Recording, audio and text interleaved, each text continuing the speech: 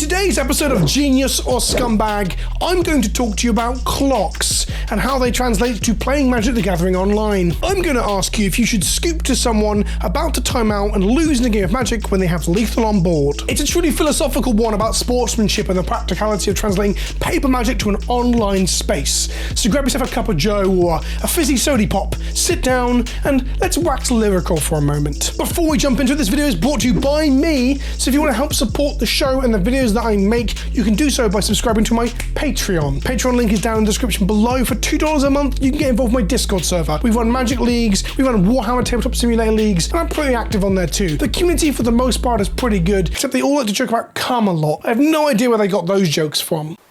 Recently, Magic the Gathering Online, one of the premier ways to play Magic the Gathering online, had some absolute huge waves and huge inroads made to allow new players to have a better experience. For those of you who don't know what Magic the Gathering Online is, it's the old client essentially, but in being old, you have access to all the old cards. So if you want to play with Wastelands or you want to play with Stoneforge Mystics, well, up until recently that is, you have to play with Magic the Gathering Online over Arena. Eat my shorts. Arena is the newer client, but you can't play the older formats like Legacy or Modern on it because they just haven't got around to putting all the cards on. It involves man hours and time used, which costs Wizards of the Coast money, and God knows we don't want them to spend money on their online clients, right? That might eat into the investor numbers at the end of the quarter. They've got star decks for every format and a huge body of cards that you can buy into to flesh out your Commander collection on the client, which includes things like Wheel of Fortune and similar actual real Magic cards. By real Magic cards, I mean playable Magic cards. They aren't real, they're digital objects, of course. Most interestingly, a part of this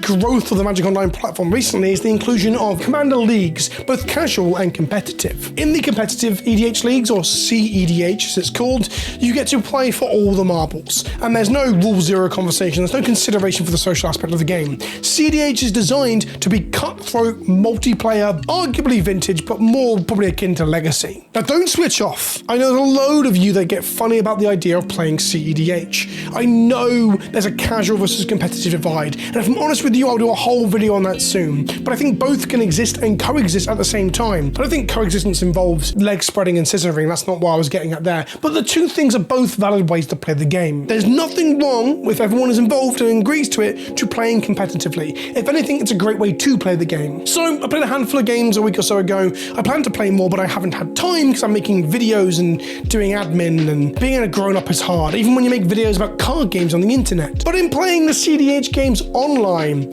I found something interesting. The clock in the Magic the Gathering Online experience for CEDH has been shortened, it's been lessened. Now I need to explain what the clock in Magic the Gathering Online is. So in Magic the Gathering Online, which I'll continue to call Modo from now onwards, Magic Online with digital objects. But with Modo you have a chess clock. And the reason for that is because instead of having the whole roping system, you just get an allocated amount of time you can spend doing game actions. So in a normal game of 1v1 Magic on Modo, you get 25 minutes. You get 25 minutes to conduct your entire 3-round game of Magic. And usually that's enough. In super long grindy games or games where you spend too long thinking, or if you're not familiar with the deck and you play slow, you can run out of time. And when you run out of time, you lose the game. And ultimately, it's a good system. The real life paper version of Magic should probably have chess clocks too. It's just not a practicality of the tournament experience. However, having only 25 minutes to play your game of Magic causes some issues. Namely, it kind of soft bans unlimited or infinite combos. Here's an example of one of these combos that is difficult to do on Magic the Gathering Online. On the left here we have Pestamite. Pestamite has flash, so in your opponent's end step you flash it into play and it's on board. You untap and you cast Splinter Twin onto the Pestamite, which gives it the ability to tap and create a copy of itself. Every time you tap Pestamite you create a new copy of Pestamite, and when that copy comes into play it untaps something. So it untaps the original Pestamite with Splinter Twin on it, and thus you tap it again and make a new Pestamite, and on and on and on until you have enough Pestamites to kill your opponent.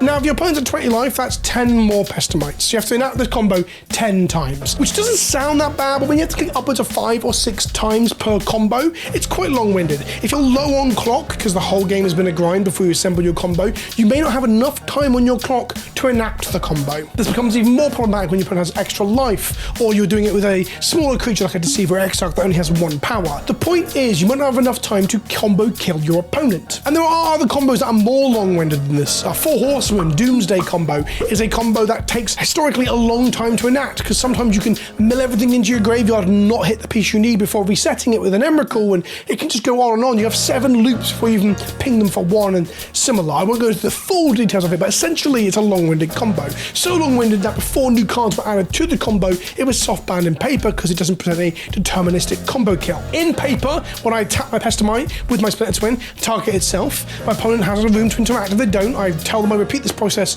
40,000 times, make 40,000 Pestamites. In digital, there's no shortcutting, you have to do it all. The only existing shortcut is a sportsmanship thing. If someone represents a lethal combo, an infinite combo in this case, infinite life is another one. Creating infinite life of a Kitchen Finks combo doesn't end the game on the spot, and the opponent can still try and play you to the timeout. The sportsman-like element, the bit that we're coming to, is do you concede when presented with infinite damage or infinite life, even when you have a chance to clock out your opponent? I have the perspective that if your opponent is winning on board or has infinite life and you have no way of beating through that, the game is over. It would be over in paper. You would concede in paper, so why would you not concede in a digital platform? I'm going to unpack that more in a moment. I just want to add the CDH layer to this. So not only do we have, non-deterministic but large loops and infinite combos requiring you to go through the actions and thus eat into your clock, and sometimes not be able to be completed before your clock would run out, and whether or not you concede to that. But on top of that, CDH has a smaller chess clock. CDH games on Modo have 4 players, because that's how EDH works, and each player gets 20 minutes, because they've shaved 5 minutes off each clock, because if it didn't, it'd be 100 minutes of human time to complete 1 round of a 3-round league, and it'd be impractical. Already 80 minutes is a lot of time. But CDH has a lot more time-consuming loops and actions. So, for example, there's 2 versions of this. The first one would be like infinite mana outlets and something like Thrasios. Thrasios Triton Hero is a 2-mana 1/3 with a 4-mana activated ability of scry 1, field top card of your library. If it's a land, you put it into the battlefield tapped, otherwise draw a card. What Thrasios allows you to do if you have infinite mana or some sort of infinite mana combo, Basalt Monolith shenanigans and similar, is draw your entire deck. And thus, if you have a win condition that can win off that infinite mana, like Walking Ballista for instance, you can make an infinitely bigger Walking Ballista and kill the table. The problem is, sinking 4 mana into this, activating it, resolving the scry, putting the land into play or the card on the bottom or drawing the card, finding the Walking Ballista, casting it, putting it into play, activating it and killing the table takes a fuck ton of time. It's essentially soft ban within the time frame of CDH, because 20 minutes might be a long at all to get this all done in, let alone once you've played for 10 to 12 minutes already and only have 8 minutes on your clock. Go back to the Splinter Twin example for a minute. Making 10 of them to kill someone on 20 life is not impossible within your 25-minute clock twice in your 2 combo games. Twin is banned in Modern, so it doesn't really come up that often. But when you're trying to kill 3 players with 40 life each, and they could be that high in a game of Commander, it becomes even more impossible to enact one of these combos. But these combos are a linchpin of CDH in paper. So in essence, not allowing people to scoop out, or people not being willing to scoop out and trying to win off the back of the clock, does mean that we essentially soft ban these things online, and thus our online CDH games don't look like paper CDH games, in much the same way that some combos in the past have been a bit iffy as to whether or not your opponent will scoop when you present them. A Kitchen Finks Infinite Life combo with Malira, or Splinter Twin combo to a lesser extent, although that's easier to maneuver or win towards if they don't scoop. But on top of all that, my friends, we've got the politics situation.